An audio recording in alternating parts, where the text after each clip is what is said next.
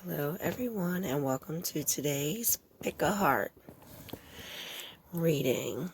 And we have 3 hearts here. One of which is a wooden wicker basket. I don't know if this is some kind of vine or pine or willow or some kind of wood. Wooden heart. We have a crystal heart. This is zebra calcite. Very heavy. Very beautiful, shiny. Zebra calcite. And then we have the red velvet. Red velvet. It's just a regular red velvet box that I usually put stuff in. But these are 3 hearts. So which one ever you feel drawn to, pick your heart, and we will start with the first heart being the wicker wood. So for this one, we pick the rune birth, or this is the growth rune, signifying birth or rebirth, or birch tree, which maybe this is birch tree. But another of the cycle runes. Oh, speaking of birch tree, before that I wanted to go in to tell you about the heart and why you picked that heart. Well, wicker, first off, to start with the hearts. Hearts have been significance of romance and love for like many years. But there's many theories of the origin of the actual heart shapes. These theories trace back to the ancient plant called siliphium. It was a species of a giant fennel that grew on the coastline of North Africa and near the Greek colony. So the Greeks and Romans used to use this plant as a medicine, but also as a form of birth control. It's very protective, and I guess I had heart leaves on it. It looked like shaped like a heart. And others speculate that the heart was modeled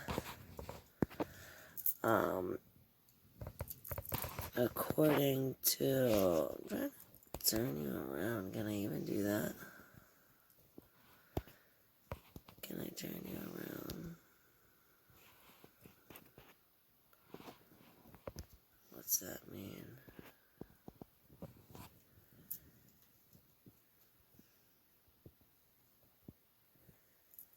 So, okay. Historically speaking, the first known depiction of a heart shape, which can vaguely be considered as a symbol of love, was made in 1250s. It appeared in a decoration of a capital letter S in a manuscript of a French romance called Roman de la Poire, which means romance of the pair. It depicts a kneeling lover who offers his heart to a lady, but this heart shape is similar to the pine cone and held upside down. It's like an upside down heart. So researchers only assume that the pine cone shaped object is a heart. It could be a pear, since the name of the novel is roman, the pair, like a romance of pair.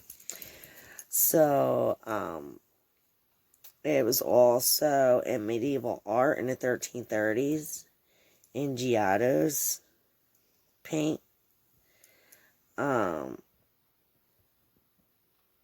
He paints Charity giving a heart to Jesus. So there was also, in the mid-ages, a scientist who tried to visualize ancient texts. For example, Guido de Vigevano. It's a 14th century Italian physicist that made some anatomical drawings of a heart that are very similar to descriptions made by Aristotle. And these depictions, along with the medieval heart, are like a presumption that the human heart is connected to emotion and pleasure and transformed the heart shaped into a symbol of medieval love. In 1540, there's a German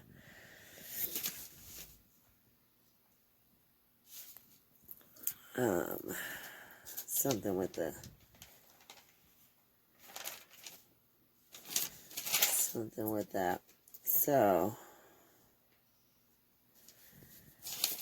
we'll go back to the wicker, and wicker wood is used for very magical properties.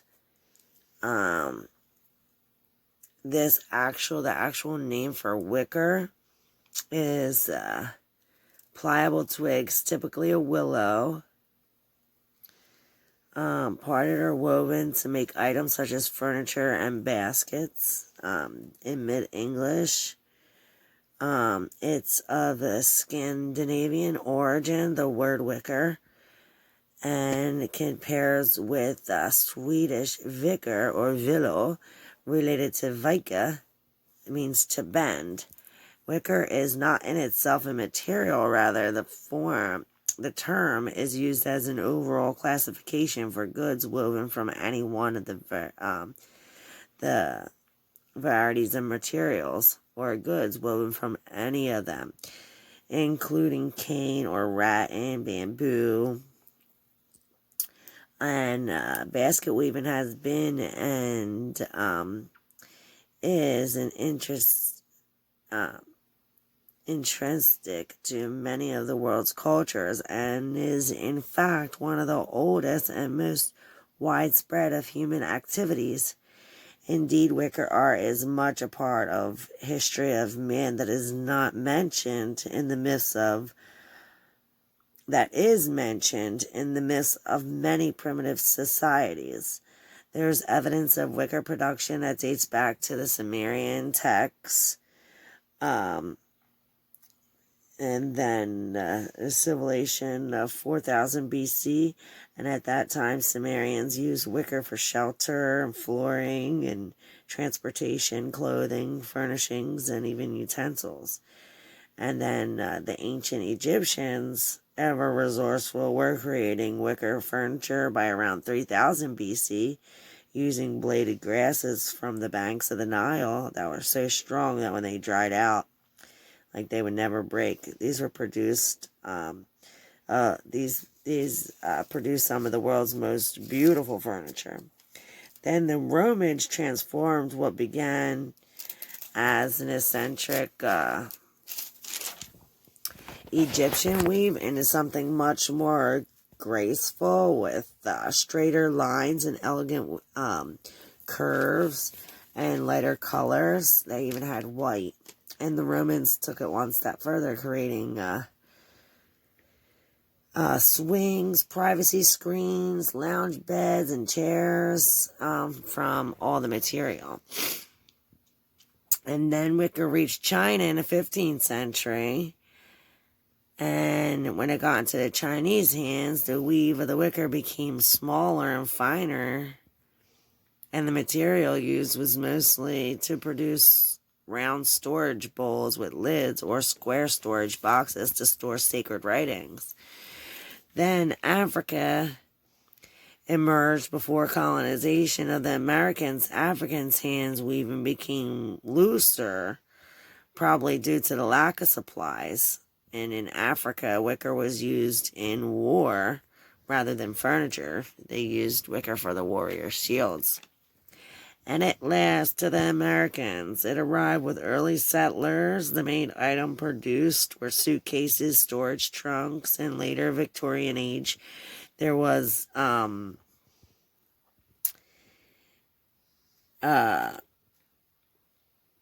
these wicker things used to they take on new shapes and colors, mostly white here, and they made tables and chairs and beds and cradles.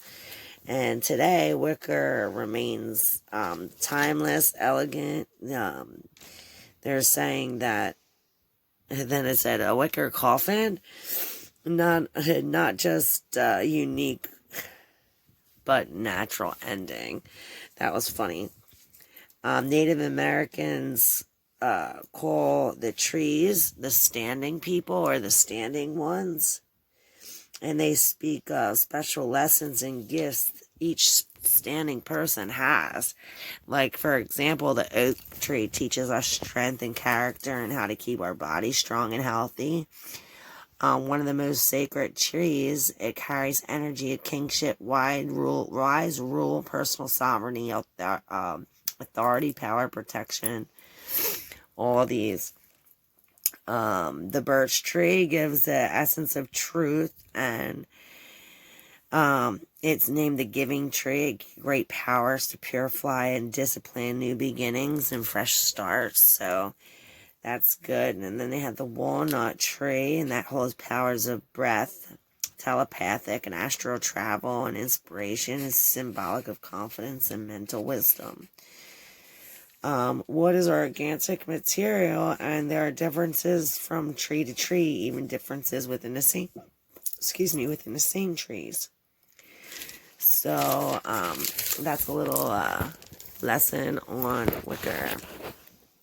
Now we'll go to your cards. I picked 2 Lenormand cards, which we got the clouds and the key. We can read it either way. And the aha moment is figured out of confusion. Like the key is confusion, or confusion is the key. Or we finally find a breakthrough from the confusion, or the confusion brings the breakthrough. Which has a lot to do with, you see the clouds here. You got the Page of Swords and the 4 of Pentacles together. Now, both of these men both have white hair, which signifies wisdom, purity. This page brings like new ideas mentally, and like a new plan of some sort. Now, this plan has to be like a plan where I see like there's like this, I see this as a maze, and there's like one way in and one way out. So I think it's like this plan is very intricate with like a step-by-step way to go about it. And passion has to come forth. We're doing this for passion and like material gain as well. This is also a reminder that you have everything that you need. That if you feel you don't, that's all just a thought. Just thoughts. You have everything that you need. For the medicine card, you received the Alligator, which is number 50. And the alligator comes with like a little poem. I'll read a little poem and then read a little bit about the alligator from the medicine card book. Now the poem goes like this. Alligator, let me drop my judgments, accepting life with grace, so that forlorn care and worry will vanish from my face. Let me integrate each moment, digesting life with ease, counting all my experiments as equal opportunities. So that just goes to show, to back up these cards, how this thoughts, patterns, can be affecting your new way, like how this same thing here, like thoughts, this confusion, this thought, and is the key. Now you see the birds finally out of the cage. Now to clear these thoughts and to drop the judgments is how we reach our freedom. So we want to not worry, to not worry, because that's the key. So back to the alligator is his integration. The powerful gift of the alligator medicine is to fully appreciate and integrate all that life offers. Gator shows us the value of thoroughly digesting both the pleasures and pains of life. In many ways, alligator's medicine is reflected in its behavior. When a gator rolls under the water with its prey, its message is to roll with the punches when being attacked by life circumstances. Carefully storing its prey under a log until the meat is tender teaches us about patience and the proper timing. So I was saying, when you're making this plan, there's like a step-by-step, like first you have to do this, then you have to do this. Like there's one way to go, one way in, one way out. It's a very intricate planning here.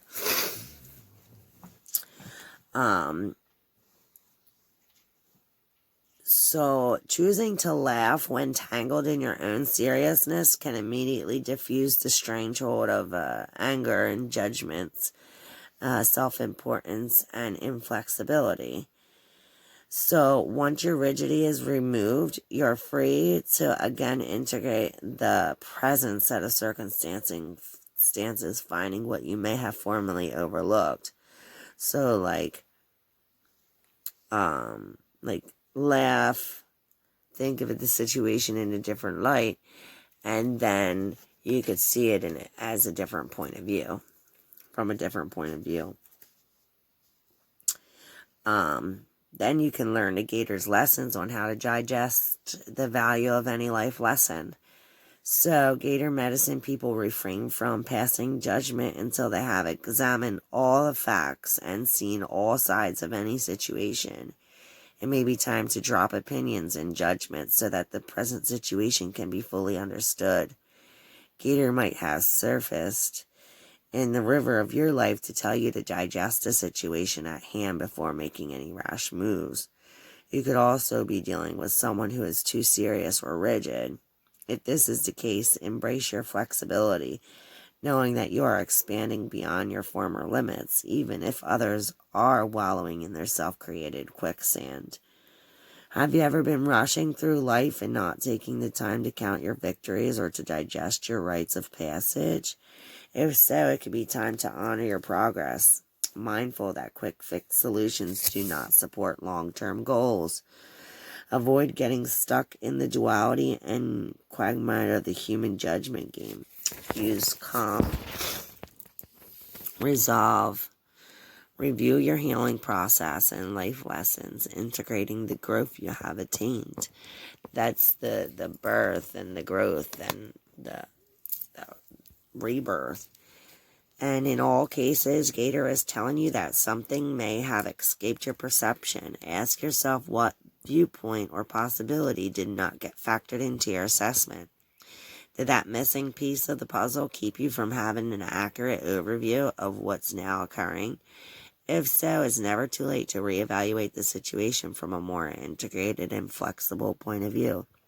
Remember, Gator's eyes and nostrils are often the only parts of its body above water while it senses its surroundings. Gator integrates all possibilities before it makes his move. So make sure, like I said, you make your plans before you do this. And another thing is the Gator's eyes are always looking up to the spirit, up to God, up to the source. They're looking up. So remember when you're making your plans to include the Great Spirit.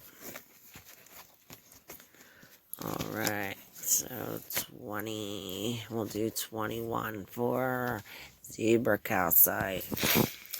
So, did we read the growth of the rebirth? I don't know if we did this, wait. The birth or Burkana represents a form of fertility that fosters growth both symbolically and actually. It's a cycle rune. The growth may occur in affairs of world, family matters, the relationship of the self to the self or to the divine. A rune that leads to blossoming and ripening Burkana is concerned with the flow of beings into their new forms. Its action is gentle, penetrating, and pervasive. What is called for here is to consider your issue with care and awareness. First, disperse resistance, then accomplish the work. For this to happen, your will must be clear and controlled. Your motives correct. Any dark corners should be cleansed. This must be carried out diligently and sometimes with expert help. Modesty, patience, fairness, and generosity are called for here. Once resistance is dispersed and rectification carried out and seen to hold firm, then thorough, steadfast, and right attitude, the blossoming can occur. So that goes along right with the planning and the intricate. It's like you want to spend a little bit of time and make sure that you're looking at the intricate details of the whole situation before you go ahead and make your decisions or make any kind of vast movements or decisions of any great length. Okay, now 23, we'll go to the Zebra Calcite. So, Zebra Calcite is like one of the most, what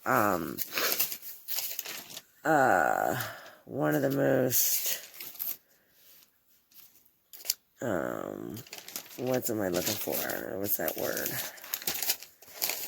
It's, everybody uses it. It's around the earth all the time.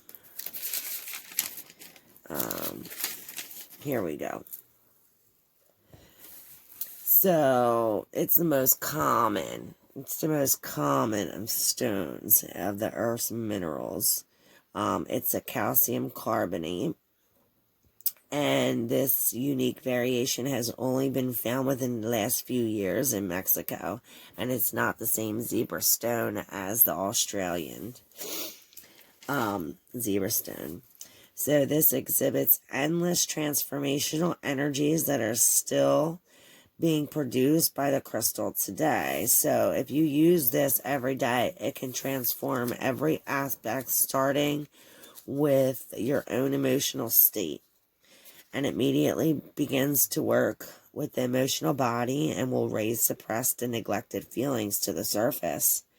And this forces one's mind to acknowledge and address the negative experiences that we are holding on to, and realize that these emotions are not a part of who we are, and they do not reflect the beauty that we hold inside and out. So as you meditate and continue encountering these insecure moments, they will make you stronger and happier, and knowing you're capable of and how you come to this is your highest feat of all the strengths that one can carry. So with these experiences come knowledge and truth, and understand that one is capable of anything they set their mind and heart and soul into.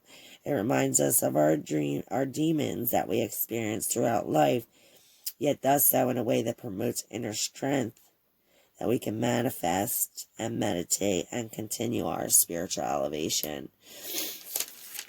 So this calcite is believed to be a stone of healing, purification, energy, and it's thought to balance the emotional state and remove blockages and aid in transformation in each and every part of life. So this is the zebra calcite. So for the zebra calcite cards, we'll do the Lenormand. The Lenormand first. We have, and I'm going to read them both directions. So each card has a significance, and you read them like a sentence. So the star is hope or dreams, and there's just quick decisions or quick action or a cutting, and this is endings or maybe silence. And this is like a commitment of some sort, or an agreement. So maybe there's an agreement to stay silent about a quick decision about your hopes and dreams coming true. Or in order for your hopes and dreams to come true, there has to be a quick decision made in silence about a commitment, or about a commitment, a secret commitment. So maybe there's a quick decision that has to be made about a secret commitment, or about an ending of a commitment. Maybe there's a quick decision about an ending to a commitment or to an agreement. Or maybe there is an agreement or a commitment that brings endings to the quick decisions, and then your dreams come true. There's a whole bunch of different ways you can look at it. Which way does it make sense to you? Then, for this, we received, let's go with the horse. And the horse was in reverse. So, your horse in reverse, number 35. So, we'll get out number 35. The horse in reverse.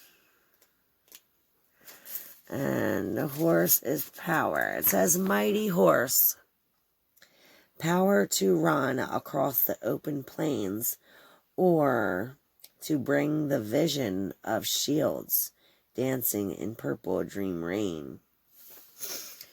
So, being your horse is in reverse, we'll read the contrary. And it says, if you pick the horse in contrary, your ego has gotten in the way, and you have failed to notice the lack of respect you have been receiving from others.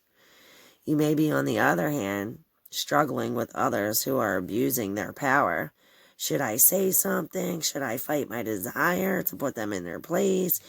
You may be asking yourself, remember the times in your own life when you have fallen out of grace with the Great Spirit or God, and are now doing, and have compassion for your brothers and sisters who are now doing the same thing.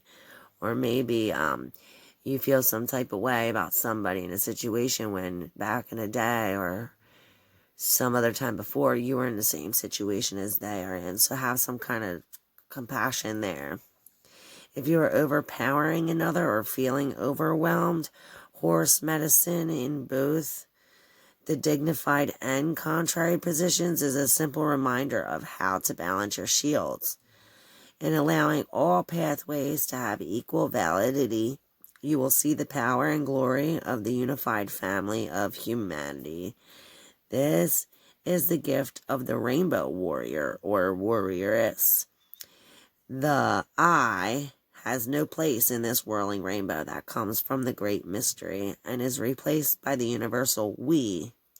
All colors of the rainbow and pathways are honored as one. Everybody's connected. Everything's connected. So apply this knowledge and reclaim the power you have given away by forgetting to come from compassion. Untangle yourself from the present situation and understand that every human being must follow this pathway to power before galloping upon the winds of destiny. Which that leads us into your vice versa oracle cards. Coming from compassion, this queen is very, very loving. This is how you need to be like this queen. Her cup she's holding is very, very big. This cup is filled with love and compassion and everything sweet. She's surrounded by water. This is very emotional. Use your emotions. And she's right next to this high priestess. This high priestess, there's some kind of secret or hidden knowledge here. You see, she's pointing to the book. So maybe we need to do some research or reading. Some kind of wisdom or knowledge is gained here. Let's see what.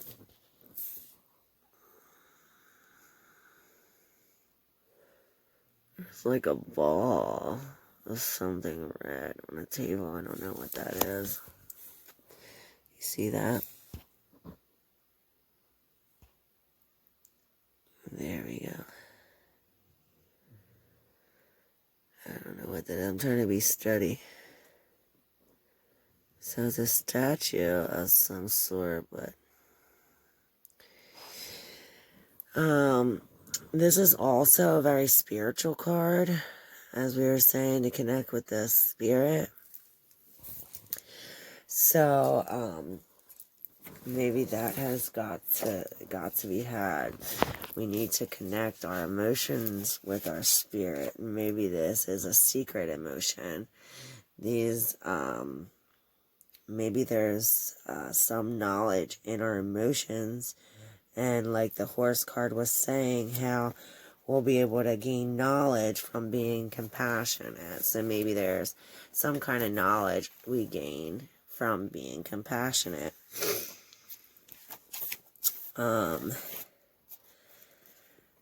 That's for these cards. There's so much to say too. There's the letters B and J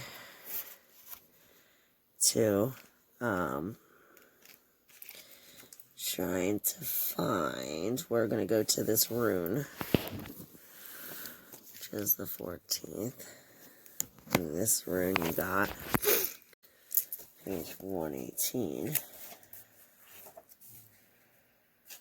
And this rune means opening. It's called Kano.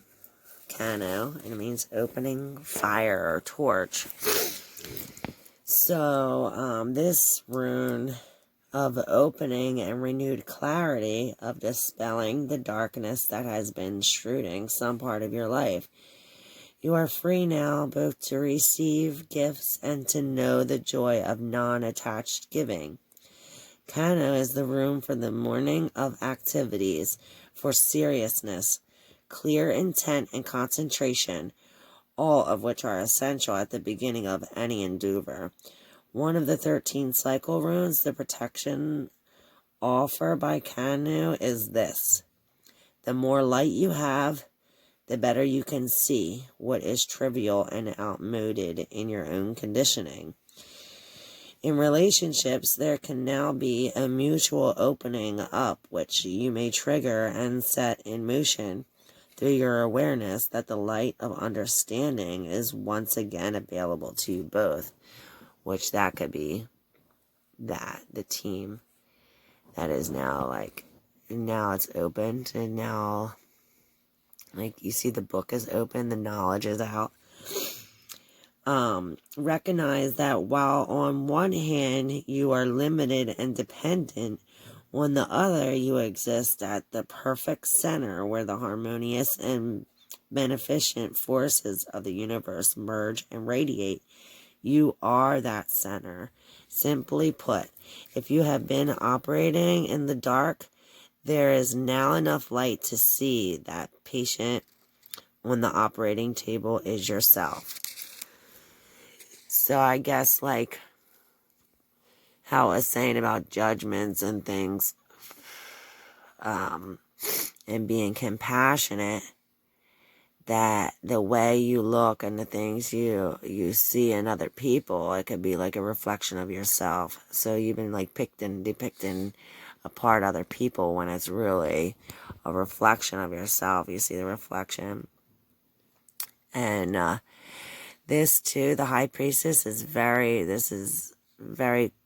she's quiet, she sits, she meditates, she thinks, she learns, she reads, she goes within. To reveal the secrets or the hidden knowledge. And this has to do with emotions and love, relationships, things like that. Okay, moving along to Red Velvet. Red Velvet. Let me get this out of the way here. Alright, Red Velvet. The Red Velvet. So, red, the color red is significant for power and energy and life force, vitality. And then we have like assertion, action, creation. And the spiritual sign is ready for action on a new goal or a project you've been putting off. So Velvet, the name Velvet, life lessons and challenges for the name Velvet relates to this person relying less on material gains and more on spiritual rewards, whilst the life challengings calls attention to resisting to give up on their pursuits when there's little left. The meaning of this, the dream of Velvet, signifies problems and arguments and domestic quarrels. So, Velvet invokes expectation, warmth, and gallantry, which is bravery or courageous behavior. So, polite attention showed to women.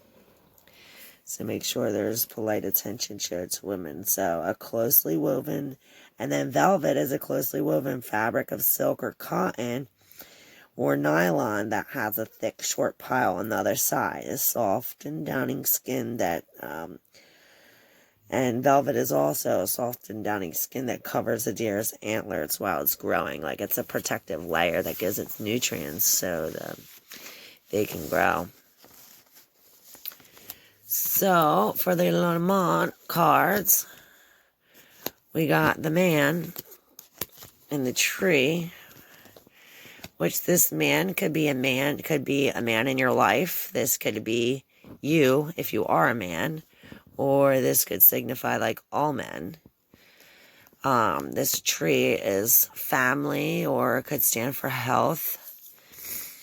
And this lily stands for age or wisdom, or it could be sex. So the way we would read this is like the man who is like a health, maybe he's a nurse or a doctor, has wisdom for you, or maybe he gives you sex. This could be a man who's a family man that has wisdom, or an older man. It could be wisdom of health from a man, or an aged family man. It could also be maturity or purity. This could be pure, so maybe there's like mature health, or mature a mature family member that's a man. Trying to think what other way we could put that. The tree is also like a foundation or growth, or like it could be local, so maybe a local man. A local man brings wisdom or gives you sex. Or it could be sex brings growth with this man. Maybe to have sex is making your relationship grow with this man. So that's for that. It's moving right along. We have the skunk. Skunk is number 7. So this is Skunk says, tell me the story so I will know it well of how to attract and how to repel. So this skunk's main thing is reputation. Like, this very little animal has a reputation that contains a great deal of power. Like, when you see a skunk, you're like, hold up, I'm going to stay back. I don't want to get sprayed. You respect the boundaries of the skunk. So, due to the distinctive behavior, humans give this tiny, smelly creature a wide berth. The key word here is respect. Unlike other predatory animals, skunks does not threaten your life, but threatens your senses. You know this to be true if you've ever been in the vicinity of its spray. In observing the habit patterns of skunk, it's easy to notice their playfulness and nonchalant of its natural behavior. The I dare you attitude of this four-legged creature commands you as the observer to respect its space by mere reputation alone. So skunk is teaching you that by walking your talk and by respecting yourself, you will create a position of strength and honored reputation. The carriage of your body relates to others, what you believe about yourself. There is no need to bully, aggravate, or torment or overpower other beings when your sense of self is intact. As with skunk, the resonant field of energy around your body is relayed through the senses. Self-esteem permeates the body's energy, and it's instinctively recognized on an extraordinary level by others. So learn to assert without ego what you are. Respect follows. Your self-respectful attitude will repel those who are not of like mind, and yet will attract those who choose the same pathway. As the odor of the skunk attracts others of its kind, it repels those who will not respect its place. So skunk medicine people have the ability to attract others, and they are very charismatic. At the same time, the other side of their natural power is to repel those who seek to take energy from them without recycling the gifts they have taken. So, skunk medicine people know how to use this energy flow that will attract a lover. So some people call this sexual magic, and it's akin to the musk scent that animals excrete to attract a mate. It can be dangerous to leak sexual energy if you're not looking for a mate. It puts you into games, to a game's condition that may feed your ego, but not how others feel about you.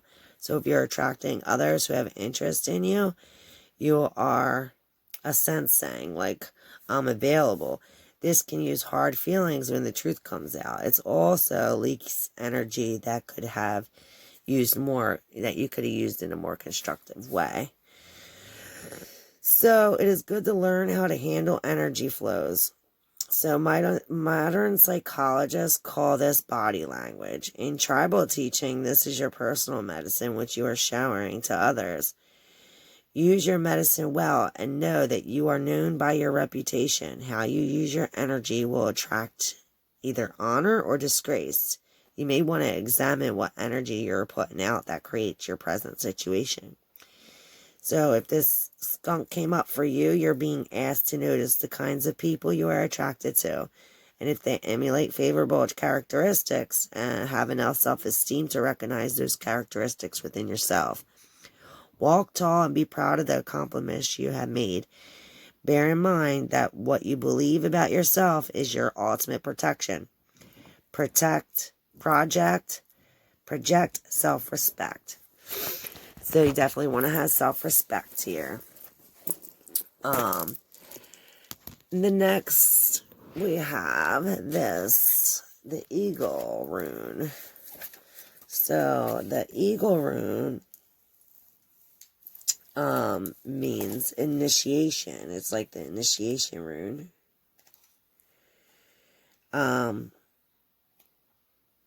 It also means something hidden or secret matter. So this hierarch or mystery rune, pointing to that which is beyond our frail manipulative powers, Perth is what it's called, is on the side of heaven, the unknowable, and has associations with the phoenix, that mystical bird which consumes itself in the fire and then rises from its own ashes. Its ways are secret and hidden. Powerful forces of change are at work here, yet what is achieved is not easily or readily shared. After all, becoming whole, the means of it, is a profound secret. So on the side of earthly or mundane, there may well be surprises, gains, or rewards that you did not anticipate. On the side of human nature, this rune is symbolized by the flight of the eagle, soaring flight-free from entanglement, lifting yourself above the endless ebb and flow of ordinary life to acquire broader vision. All this is indicated here. Another of the cycle runes, Perth, stand at the heart of initiation. Nothing external matters here, except as it shows you in its inner reflection. This rune is concerned with the deepest stratum of your being, the bedrock on which your destiny is founded. For some, Perth means experiencing a death. It need be, let go of everything, no exceptions, no exclusions. Nothing less than renewal of your spirit is at stake when you draw this rune. So that's cool. We also have these two here. Now, this goes along with the truth and respecting yourself and respecting women if you're a man, and if you're a woman, to respect other women as well. This is the Emperor, and he has his back turned, which means that it's almost already accomplished, or like the problems are in the past or behind him. This is the alchemic symbol for sulfur. Sulfur, you need one thing and another thing to create a whole nother thing.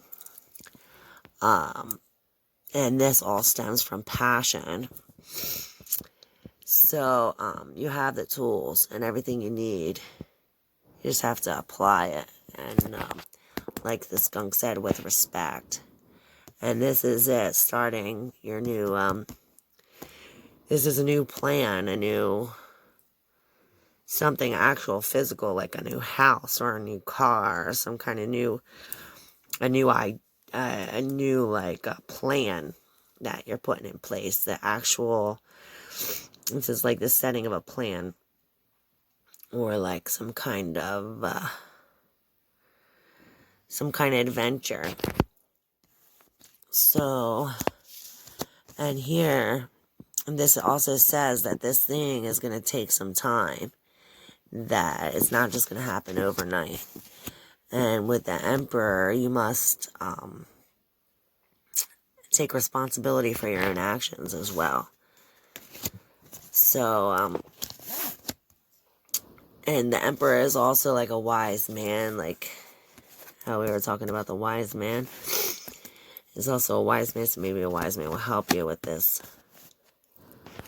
So yeah, there we go for the hearts. Thank you so much. Light and love to you all. Thank you. I wouldn't be able to do it without y'all. Thank you so much. Light and love to y'all.